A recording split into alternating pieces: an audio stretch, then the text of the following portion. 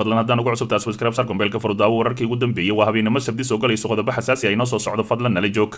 xog xasaasi ah qarax xooggan oo goor dhaweyd ka dhacay magaalada muqdisho iyo wararkii ugu dambeeyay ayaa ka soo baxaya degmada xamar jajab ayaa waxaa la leeyahay qarax xooggan ayaa ka dhacay faahfaahin dheeraada ayaa ka soo baxaya qarax la sheegay in loo adeegsado gaari laga soo buuxiyay waxyaabaha qaraxa oo ka dhacay degmada xamar jajab gaar ahaan afafka hore ee maqaaxida caanka ah ee lagu magacaabo lul yamani wariyaasha ka tirsan warbaahinada oo goobta tagay ayaa sheegaya in qaraxa uu geystay khasaare isugu jira dhimasho iyo dhaawac iyo burbur hantiyeedba goobta uu qaraxa ka dhacay oo u dhow dekada muqdisho ayaa ah wado mashquul badan oo inta badan ay maraan gaadiidka waxaana sidoo kale ku yaala maqaayado iyo goobo ganacsi aad u fara badan sidoo kale guri dabaq ahi oo ku yaala kasoo horjeedka maqaayada lul yamani ayaa dumay waxaana wararka qaar ay sheegayaan in dad badan ay ku jiraan oo ilaa iminka gurmadka uu socoyo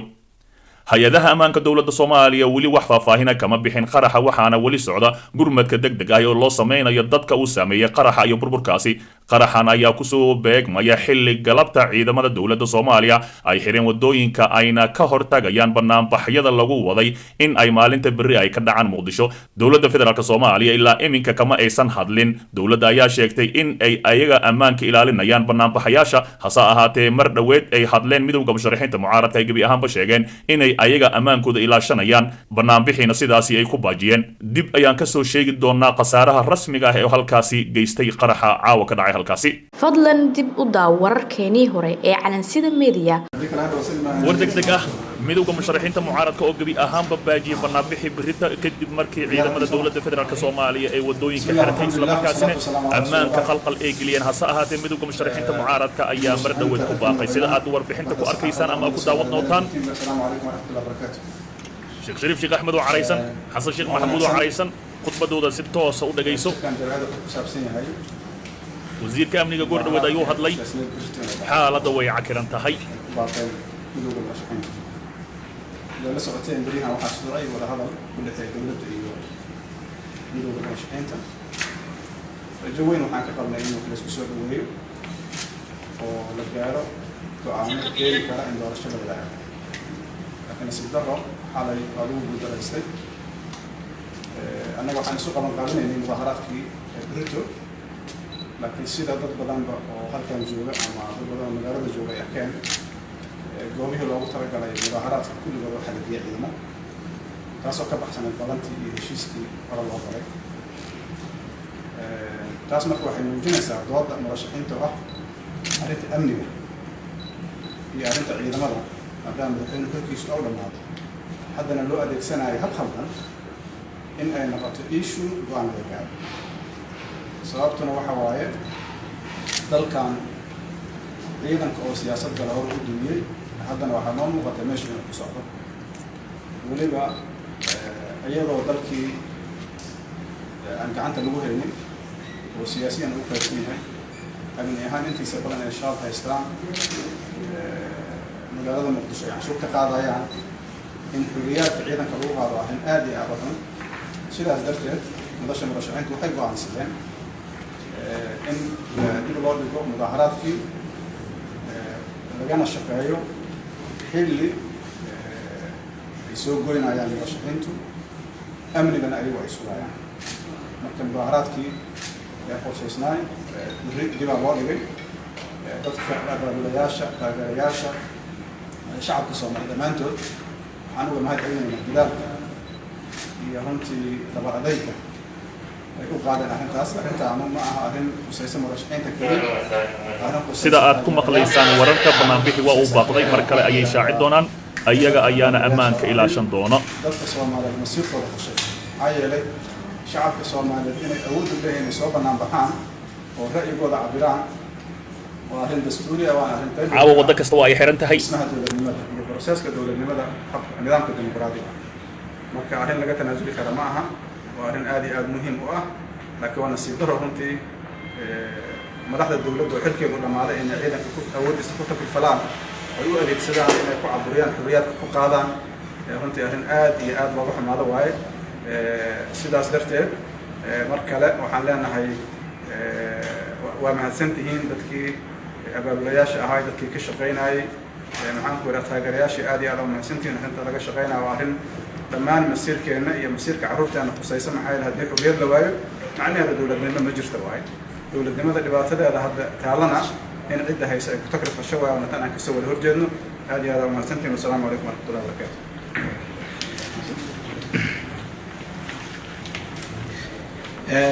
xasan sheekh maxamuud aad u xanaaqsan faahiyey si cadna u dilay annagu sidaan ummadda soomaaliyeed meel kastoo ay joogto la socotaba baryahan oo dhan waxaan wada xaajood kula jirnay khilaafka hadda ayuu kasii daray cirka ayuu marayaa hadlaynay qadiyaad badan oo ay ka mid ahayd caawa waddo kasta waa ay xiran tahay waa ogtihiin heshiisaan ku gaarnay banaanbaxa midowga murashaxiinta inuu qabanqaabiyo dowladduna doorkeeda dastuuriga magaalada dhan ayaa la xiray ayuu leeyahay xasan sheekh maxamuud oo ah in ay amniga sugto banaanbaxayaasha amnigooda inay sugto waa ku heshiinay waa ku ballannay meeshii aan ku ballannay waxaasoo dhan dood dheer oo waxay soo martay maalin walba meel laga doodaayo wax laga doodaayo meeshay diideen meel oo lagu xiroonayo isbartiibe waxbay sheegeen duruufaha jira covid-ka awgood dadka in meel lagu xiraya aniga waa nala qabantay meel bannaan oo open air oo dadku ay kala durka karaan inaan geynan waa ku adkaysana way aqbaleen waa ku heshiinay daljirka dahsood in banaanbaxa lagu dhigo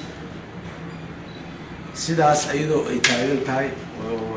amnigii annaga aan saas ugu wareejinay annagana qabanqaabadeena caadigaan ku jirna maanta waa ka warqabtaan